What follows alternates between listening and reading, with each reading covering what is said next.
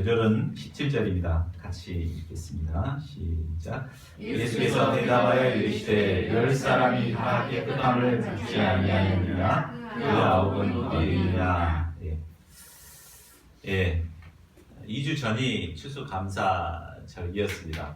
그리고 저희는 일주일 늦춰가지고 지난주에 추수감사 예배를 드렸는데 오늘 이제 또 특강으로 추수감사에 대한 말씀을 듣고자 합니다. 저는 이제 추수감사절 보냈는데 또 이렇게 추수감사 메시지를 다시 정리하려고 보니까 좀 어색한 기분이 들더라고요. 또 동역자님들도 또 그렇게 좀 어색해하지 않을까 이런 또 걱정이 됐습니다. 근데 곰곰이 생각해 보니까 성경에서는 곳곳에서 하나님을 찬양하고 감사하도록 이게 쭉 찾아보니까 50군데 정도 되더라고요. 명령형으로 하나님을 찬양하라, 여호와를 찬양하라. 그 찬양하라고 명령하고 있는데 우리가 너무 찬양에 인색하는가 아닌가, 감사에 인색하고 있지 않는가 이런 생각을 하게 됐습니다. 우리가 항상 감사하고 범사에 감사를 해야 되는데 그렇지 못한 것, 이것이 바로 우리들의 문제가 아닌가 생각이 됩니다. 우리는 어떤 상황에서도 어떤 형편 가운데 있더라도 하나님께 마땅히 감사하는 삶을 살아야 되겠습니다. 그런데 사실 오늘날 우리가 살아가는 이 세상을 바라보면 감사할 것이 그렇게 많지 않는 것을 보게 됩니다. 그렇죠? 세계적으로 보면 IS 테러 이후에 굉장히 그 테러에 대한 공포로 온 세계가 두려움에 떨고 있습니다. 그 IS가 60개국 나라를 이렇게 보여주면서 언제든지 테러할 수 있는 나라라고 이렇게 했기 때문에 거기에 우리나라도 포함되어 있잖아요. 그래서 언제든지 테러가 우리나라에서도 일어날 수 있다 이런 불안감이 잠재되어 있습니다. 또 국내 정치 상황을 보면 여야가 굉장히 한치의 양보도 없이 이제 참 날카롭게 불통의 정치를 하고 있습니다. 이로 말미암아 가계부채가 사상 최대를 계속해서 경신하고 있더라고요.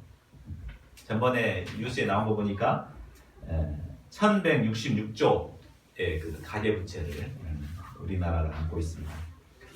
또 청년 실업은 갈수록 심각해져 가고 있는 상황입니다. 이런 상황들을 보면은 정말 감사할 것이 없다 이런 생각을 하고 있는데, 그러나 성경에서는 아까도 얘기했듯이 감사해야 된다, 감사하라 이렇게 명령하고 있습니다. 자, 그렇다면 우리가 어떤 상황 가운데서도 감사해야 될 이유가 무엇입니까? 오늘 제목을 이제 감사해야 할 이유가 무엇인가를 오늘 말씀을 통해서 찾고자 합니다. 오늘 말씀을 통해서 보면 세 가지 이유를 발견할 수 있습니다. 그래서 우리가 오늘 말씀을 통해서 감사해야 할 절대적인 이유를 붙들고 어떤 상황에서도 감사할 수 있는 감사의 사람들이 될 수 있기를 기도합니다.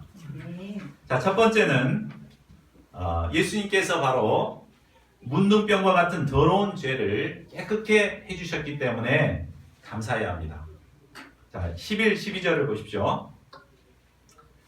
때는 예수님께서 갈릴리 사역을 마감하시고 구속 역사를 완성하시기 위해 예루살렘으로 가실 때였습니다. 이제 앞으로 며칠 후면은 예수님께서는 예루살렘에서 십자가에 못 박혀 죽으시고 구속사를 완성하셔야 할 때였습니다. 예수님께서는 예루살렘으로 가시기 위해 사마리아와 갈릴리 사이로 지나가셨습니다. 이때 이제 한 마을에 들어가시게 되었습니다. 이때 이제 본문에 보면은 나병 환자 10명이 예수님을 만났다라고 이렇게 해석해서 기록하고 있죠. 그런데 헬라어 원문에 보면 주어가 예수님으로 되어 있습니다. 예수님께서 그 마을에서 10명의 문둥병자를 만났다, 이렇게 기록되어 있어요. 그래서 표준 세번역에도 보면은 예수님께서 나병 환자 10사람을 만나셨다 이렇게 해석해 놓고 있죠. 조금 이제 우리 한글 번역에서 조금 이제 그 문둥병자의 믿음을 강조하기 위해서 그렇게 해석을 했는데 이게 바른 해석입니다. 그러니까 예수님께서는 구속 역사를 완성하셔야 되는 중요한 시점에 바로 10명의 문둥병자를 찾아오신 것입니다. 더러운 나병 환자를 불쌍히 여기시고 그들을 고쳐주시기 위해서 일부러 발걸음을 옮기셔서 그곳으로 찾아오신 것입니다. 나병에 대해서 잘 알죠? 나병은 과거에는 이제 문둥병이라고 불렸는데 한센병이라고도 합니다. 우리 어렸을 때는 흔치 않게 그 나병 환자들을 볼 수가 있었습니다. 우리 주위에 그러니까 그 신풍 예양원 가보면 나병 환자들을 돕는 그런 병원이 있잖아요. 예양원. 그리고 나주 소록 나주가 아니죠. 고흥 소록도에 가보면 그곳에서도 그 치료는 다 됐지만은 과거 이제 문둥병으로 인해서 코가 내려앉아 있고 손가락이 없고 막 그런 사람들을 가서 보면 만날 수가 있습니다. 그 나병은 나균이 몸에 들어와서 이제 사람들의 신경계와 신체 조직을 파괴시키는 무서운 병입니다. 그래서 신체 조직을 파괴하기 때문에 코뼈가 문드러지고 막 살에서 막 진물이 나오고 살이 썩고 손발이 떨어져 나가고 막 이렇습니다. 근데 사실 본인은 그렇게 큰 고통을 못 느낀다고요. 왜냐하면 신경계가 마비가 되기 때문에 떨어져 나간지도 모르고 이렇게 고통을 이렇게 흉측하지만 그렇게 고통을 못 느낀다고 합니다. 자, 이런 나병은 어떤 점에서 보면 그 여러 가지 면에서 이제 죄와 흡사하다고 볼 수 있습니다. 그래서 성경은 문둥병을 바로 이제 죄와 연관시켜서 항상 이야기를 하고 있습니다. 자, 어떤 점에서 그럽니까? 바로 이 죄도 하나님의 형상, 인간의 본래 형상을 파괴시키는 아주 무서운 거죠. 원래 하나님께서는 인간을 선하게 창조하셨습니다. 창세기에 보면 하나님의 형상을 닮은 고귀한 존재로서 정복하고 다스리는 하나님이 심히 기뻐하신 존재로 인간을 만드셨습니다. 그런데 인간이 죄를 범함으로 말미암아 결국 하나님의 낯을 피하고 두려워하고 숨고 그렇게 되었죠. 그러다 이제 반복해서 죄를 범함으로 말미암아 처음에는 양심의 가책을 느끼지만 점점 그 양심이 마비가 되어버립니다. 그래서 처음에는 죄를 짓고 막 죄의식에 시달리지만 그 다음에는 죄의식을 느끼지 못하고 그냥 이렇게 죄를 즐기는 삶을 살아가 버립니다. 이로 인해서 하나님의 형상이 파괴되어 버리죠. 그래서 요즘 죄 짓는 사람들 보면은 동물보다 더 못한 죄악을 범하는 자들이 얼마나 많습니까? 동물도 그런 죄는 안 저지르는데 사람들은 그런 악한 죄를 서슴없이 범하고 있습니다. 예수님께서는 바로 이런 인생들을 불쌍히 여기시고 우리를 찾아오셨습니다. 하늘 보좌를 버리시고 이 땅에 이 문둥병자와 같은 더럽고 추한 죄인들을 구원하시기 위해서 이곳으로 찾아오신 것입니다. 그리고 죄로 더럽혀진 우리를 깨끗게 하심으로 하나님의 본래 형상으로 회복시키시고자 하셨습니다. 자, 그렇다면 죄로 말미암아 하나님의 형상을 잃어버린 우리가 어떻게 깨끗이 회복될 수 있습니까? 우리는 본문을 통해서 나병 환자들이 깨끗게 되는 것을 통해서 우리가 어떻게 하나님의 형상을 잃어버린 죄인들이 깨끗함을 받을 수 있는가, 그 비결을 배울 수가 있습니다. 그 첫째는 예수님과의 만남의 기회를 놓치지 않고 간절히 붙잡는 것입니다. 뭐라고요? 예수님과의 만남의 기회를 놓치지 않고 간절히. 그렇죠. 자, 예수님은 그들을 깨끗게 하고자 그들에게 찾아왔지만 그들 입장에서는 이제 우연히 예수님을 만나게 된 것입니다. 또한 그들과 예수님과의 사이가 가까운 것도 아니었습니다. 예수님은 마리에 있었고 그들은 율법에 따라서 진 밖에, 마을 밖에 멀리 떨어져서 지내었습니다. 그래서 우연히 이제 예수님이 이렇게 계신 것을 발견하게 된 거죠. 그들은 아마 익히 예수님에게 대해서 예수님의 소문을 들었을 것입니다. 예수님이 어떤 분이시라는 건 대충 이제 알고 있었기 때문에 그들이 그들에게는 이제 예수님을 만날 수 있는 기회가 찾아왔습니다. 그러나 그런 주변 여건과 상황을 볼 때 그들이 예수님을 이제 만나서 예수님의 도움을 받는다는 것은 사실 쉬운 일이 아니었습니다. 네. 그래서 다음 기회, 더 좋은 기회, 예수님께서 이곳으로 오실 때 그때를 기다리자 이렇게 할 수도 있었는데 그들은 멀리 있어서 간절히 소리 높여 외칩니다. 12절 하반절 13절을 보십시오. 예수 선생님이여 우리를 불쌍히 여기소서. 그들은 예수님을 선생님이라고 소리 높여 불렀습니다. 그래서 선생님이라고 부른 것을 보면 그들이 예수님을 그리스도나 메시아로 영접한 것은 아님을 알 수 있죠. 그들은 예수님께서 참 어떤 병자도 고칠 수 있는 그런 능력이 있는 사람이지만 메시아로까지는 아직 영접하지 못했습니다. 그래서 선생님, 우리를 불쌍히 여겨달라고 간절히 간구했습니다. 나병과 같은 더러운 죄에서 깨끗함을 얻기 위해서는 바로 예수님과의 만남의 기회가 왔을 때 그것을 놓치지 않고 악착같이 붙잡는 것이 필요합니다. 많은 사람들이 예수님을 만날 기회가 찾아와도 다음에 또 기회가 있겠지 이렇게 생각하다가 쉽게 그 기회를 놓쳐버립니다. 만일 그들에게 찾아온 이 기회를 놓쳐버렸다면 어떻게 되겠습니까? 결국 예수님을 만날 기회는 없는 거예요. 왜냐하면 예수님은 곧 십자가에 달려 죽으시고 이 땅에 계시지 않기 때문에 예수님을 만날 기회가 왔을 때 간절히 붙들어야 합니다. 예수님께서는 어떤 상황 가운데서도 간절히 찾고 구하는 자들에게 찾아오시고 만나주시고 치료해 주십니다. 우리가 기회가 왔을 때 놓치지 않고 붙드는 자들이 될 수 있기를 기도합니다. 자, 죄에서 깨끗함을 얻기 위해 필요한 두 번째는 바로 예수님의 말씀에 믿음으로 순종하는 것입니다. 뭐라고요?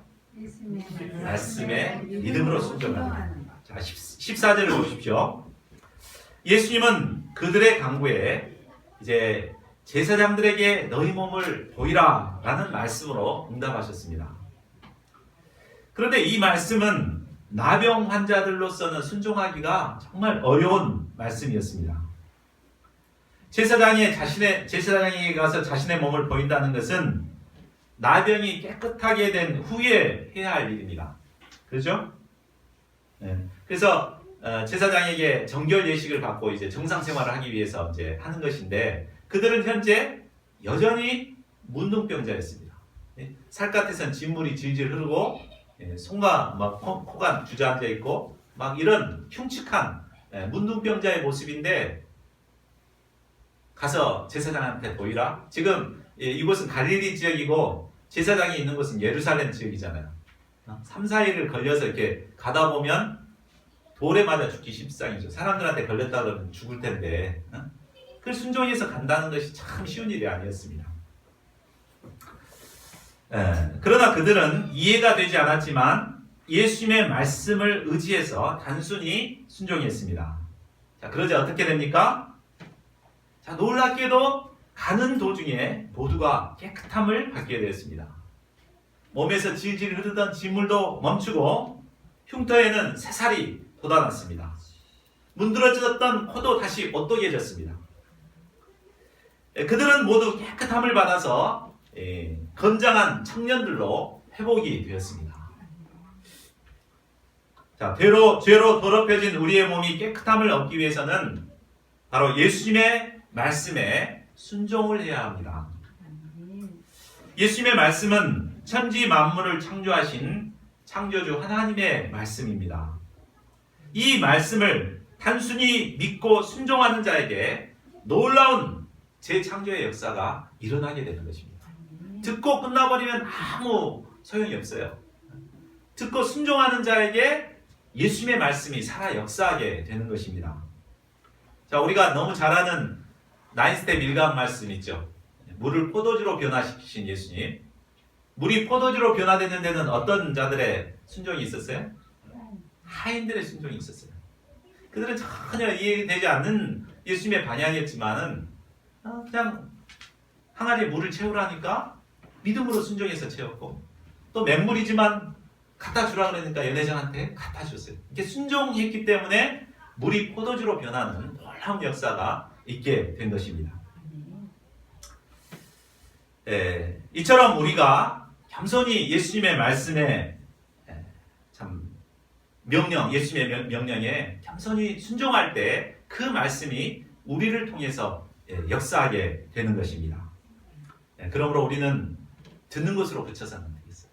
우리가 주신 말씀을 받고 이 말씀을 구체적으로 자신에게 적용해서 삶 가운데 순종하는 것이 필요합니다. 그럴 때 이 말씀이 우리의 삶 가운데 살아 역사하게 되고 우리의 모든 죄를 깨끗하게 하시는 것입니다.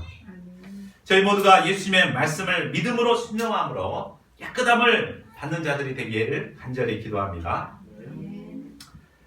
자, 우리가 아무리 힘들고 어려운 상황에서도 감사해야 될 가장 첫 번째 이유가 바로 우리의 더러운 죄악을 예수님의 말씀으로 깨끗하게 해주셨기 때문입니다.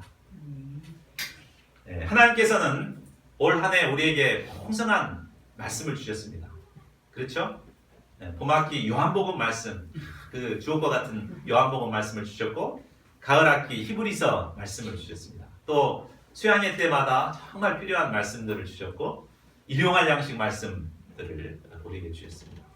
참 이 말씀을 통해서 우리의 죄가 깨끗하게 되고 정결하게 되고 그런 은혜들을 얼마나 많이 체험했습니까?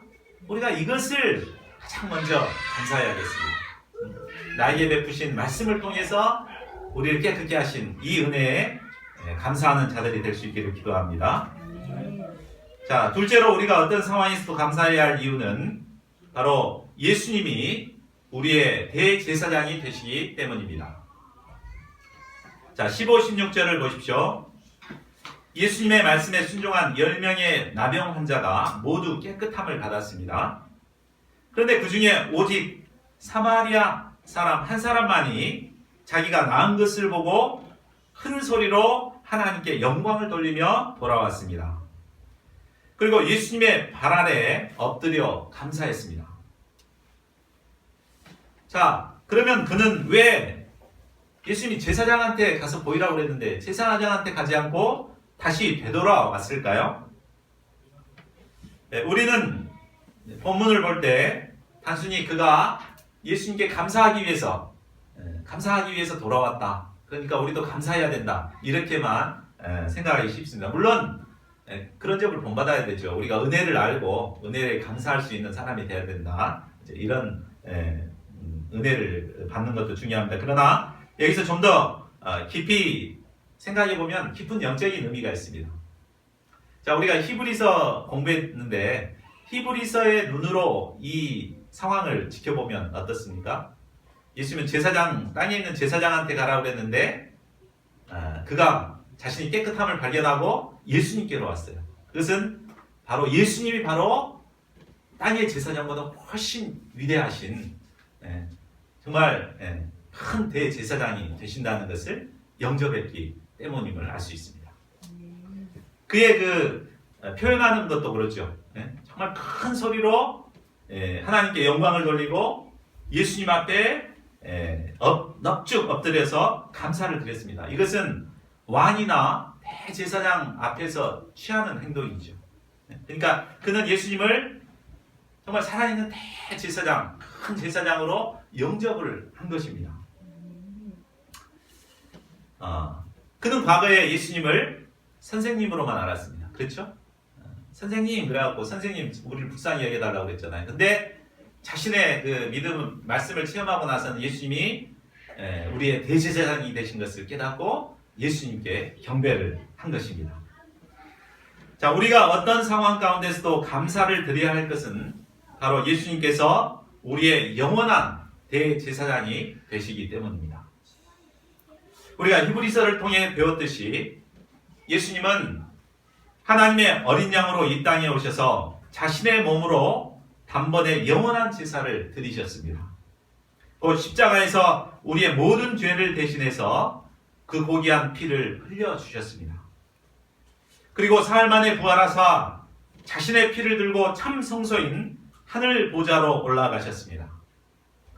우리의 대제사장 예수님은 참 성소에서 그리스도의 피를 우리의 마음 가운데 뿌려주십니다. 그래서 그 피가, 그리스도의 피가 우리의 마음에 뿌려지게 되면 더러운 양심, 죽은 행실에서 깨끗함을 받게 됩니다. 이로 말미암아 우리는 죄악된 세상에서 거룩한 하나님의 백성들로 살아갈 수 있게 되었습니다.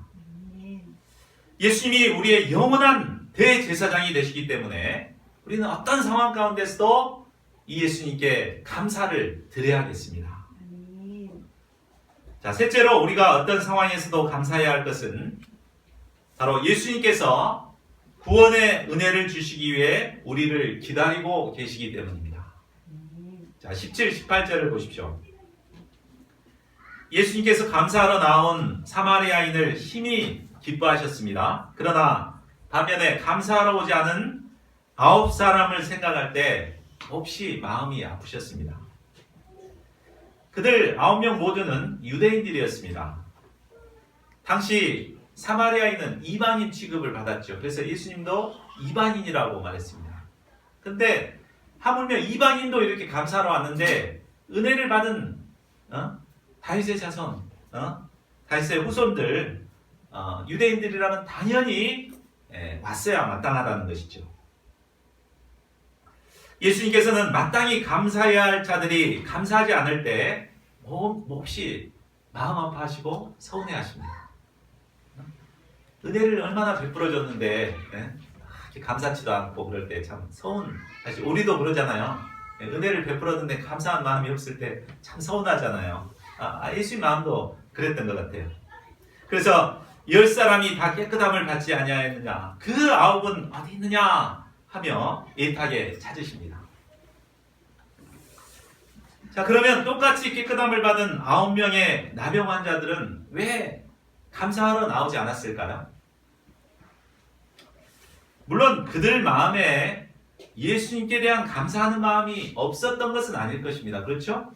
감사했겠죠. 감사하지 않는다면 사람도 아니죠. 감사했을 텐데 그들은 감사하는 것보다도 제사장에 가서 보이고 이제 정상 생활하는 그것이 더 중요하다고 생각했기 때문입니다. 그러나 그러고 나서 아마 감사하러 와야 되겠다 그렇게 생각했을 거예요. 제사장한테 보이고 내가 정상인으로 되돌아서 돌아와가지고 이제 그때 자연스럽게 이제 예수님께 감사해야 되겠다 이렇게 생각했을 것 같습니다. 그러나 결코 그럴 수가 없습니다. 지금 아까 갈릴리에서 예루살렘까지 가는데 한 3, 4일 걸린다 그랬죠. 제사장한테 보이고 정결 예식을 받는데도 레위기에 보면은 8일이 걸립니다. 8일. 다시 돌아오고 이렇게 한다면은 최소한 15일 이상 이렇게 걸리거든요. 또 거기다가 이제 가족 만나러 가고 뭐 미뤄뒀던 일을 하고 이렇게 하다 보면은 예수님 만날 수가 없어요. 예수님이 이미 이 땅에 계시지 않기 때문에 그렇죠. 많은 사람들이 예수님께 대한 감사의 마음은 있습니다. 그런데 시급한 이 일 먼저 해놓고 나서 감사해야 되겠다. 이렇기 때문에 감사하지가 않는 것입니다. 그래서 현재 발등에 떨어진 불, 이것을 먼저 해결해야 된다. 이렇게 생각하기 때문에 감사하는 생활을 하지 않습니다. 그런데 참 감사해야 될 때 감사하지 않으면 감사하고 싶어도 못할 때가 돌아오게 됩니다. 저는 막둥이이기 때문에 부모님께 사랑을 많이 받았죠. 근데 저는 부모님께 이렇게 사랑 고백을 하거나 감사를 못 해봤어요. 별로. 왜냐하면 이제 나이 차이가 많기 때문에 제가 이제 그 경제 활동을 하고 좀 안정을 찾고 나니까 이제 부모님들에게 좀 효도 좀 해야 되겠다 그러고 나서 보니까 부모님들이 안 계시다. 다 돌아가셨어요. 그래서 지금도 조금 어디서 맛있는 걸 먹거나 좀 좋은 데 가보면은 부모님 생각이 항상 나요. 내가 지금 살아계셨다면 부모님 모시고 이런 데도 와서 먹고 할 걸, 그런 후회를 갖게 됩니다. 이게 하나님께도 마찬가지인 것 같아요. 우리가 정말 감사해야 될 때 그것을 놓쳐버리면 감사하고 싶어도 감사할 수 없는 때가 오게 되는 것입니다. 아마 9명의 그 문둥병자 나았던 사람들은 이제 결국 감사하지 못하고 예수님께 감사하지 못하고 예수님을 만나긴 만나죠. 심판 자리에 앞에서 예수님을 만나게 됐을 것입니다. 참 얼마나 부끄러웠겠습니까? 예? 자, 우리가 이런 부끄러움은 당하지 말아야겠습니다. 자, 또 어떤 사람들은 마음속으로 감사하면 되지 꼭 말이나 행동으로 표현할 필요가 있겠는가? 그렇죠. 우리 부부간에도 그러잖아요. 당신 나 사랑해? 그걸 꼭 말로 해야 알아? 이렇게 표현하는데 우리나라 사람은 참 인색하는 것 같습니다. 그러나 우리가 실제로 표현하는 거하고 안 하는 거하고는 천지 차이죠. 그렇죠? 우리 사모님들 동역자가 사랑한다고 얘기해 주는 게 좋습니까? 안 해주는 게 좋습니까? 해주는 게 좋죠. 그럼 분위기가 달라지고 반찬이 달라지잖아요. 근데 우리는 그걸 말로 해야 돼. 이렇게 남자들은 그렇습니다. 그러나 우리가 참 이런 좀 이걸 내려놓고 표현하는 게 좀 필요한 거예요. 그래서 마음으로만 갖고 있지 말고 좀 표현하는 가운데 분위기들이 좀 화목해질 수 있기를 바랍니다. 요즘 순천시에서 하고 있는 운동 중에 사감 운동이라고 들어보셨습니까? 사랑합니다, 감사합니다 이렇게 얘기하고 또 서로 포옹하고, 그래서 부모 자식 간에 또 부부 간에 또 친구 간에 이렇게 허그하면서 이렇게 사랑합니다, 감사합니다. 이제 이걸 통해서 살기 좋은 도시를 만들고자 한 거죠. 참 좋은 아이디어인 것 같아요. 근데 사실 이것이 우리 교회부터 시작돼야 될 운동이라고 저는 생각합니다. 그래서 우리 교회부터 우리 동역자님들 일주일 만에 한 번씩 만나면 이거 사랑합니다, 감사합니다, 서로 이렇게 악수도 하고 껴안고 이렇게 할 때 우리 모임이 이렇게 풍성한 은혜와 사랑들이 차고 넘칠 것입니다. 우리 같이 한번 해보죠. 우리가 어색해하지 말고 좀 표현을 좀 하면 좋겠습니다. 우리 옆에 계신 분들 사랑합니다, 감사합니다 해보실까요? 한번 해보시죠. 네, 좋습니다. 우리 이렇게 좀 그냥 마음속으로만 갖지 말고 우리가 적극적으로 좀 표현해서 서로 이렇게 사랑 표현하고 감사 표현하고 이런 저희들이 돼야 되겠습니다. 하나님과의 관계도 마찬가지입니다. 우리가 마음으로만 갖고 있는다고 해서 하나님과 관계가 이렇게 깊어지는 게 아니죠. 우리가 입술을 통해서 자주 이렇게 사랑합니다 이렇게 고백하고 표현할 때 하나님과의 우리와의 관계도 이렇게 정말 긴밀해지는 것 같아요. 뭐 하나님 나 사랑하는 거 잘 알죠? 또 뭐 그냥 입 다물고 딱 있으면 점점 관계가 멀어지게 되는 거예요. 항상 기도할 때마다 하나님 사랑합니다 사랑 고백하고 그냥 주님의 그 따뜻한 품에 안기고 그렇게 이렇게 할 때 긴밀한 예수님과 하나님과의 그 사랑의 관계성이 맺어집니다. 그러니까 우리가 감사에 매일 매 순간 감사의 생활을 할 때 예수님과 하나님과의 관계가 더 깊어지는 거예요. 그렇기 때문에 그 예수님께서 감사하라고, 감사에 감사하라, 감사 고백을 하도록 말씀하신 것입니다. 자, 깨끗함을 받은 9명의 나병 환자가 감사하지 않은 또 다른 이유는 아마 모든 사람들이 다 깨끗함을 받았기 때문이 아닐까 싶습니다.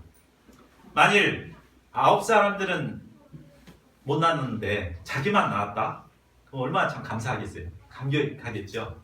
근데 다 깨끗함을 받아버렸기 때문에 그 감사와 기쁨이 조금 반감된 것 같아요. 우리도 참 그렇죠. 주위 사람과 비교해가지고 많이 감사의 조건을 판단하잖아요. 그래서 남들 다 떨어진데 내가 합격했다 그러면은 막 감사하고 좋아하잖아요. 근데 다 이렇게 했다 그러면은 감사의 마음이 없죠. 제 어렸을 때는 흰 쌀밥에 계란 후라이만 주면은 아침에 그거 먹었다 그러면 하루 종일 행복했거든요. 그때는 다 못 먹고 못 살았으니까 그거 하나만도 정말 감사했습니다. 근데 요즘은 어때요? 다 잘 먹고 잘 살기 때문에 막 산의 진미를 먹어도 감사하는 마음이었잖아요. 그러니까 우리가 참 이렇게 된 것 같아요. 사람들과 비교해서 감사 조건이 생기면 감사하고 그렇지 않으면 안 하고, 그렇기 때문에 우리가 범사에 감사할 수가 없는 것 같습니다. 그러나 우리 손양원 목사님 아시죠? 손양원 목사님은 자신의 사랑하는 두 아들이 하루아침에 죽었어요. 근데도 거기 보면 9가지 감사 제목을 써가지고 발표 이렇게 한 것을 봅니다.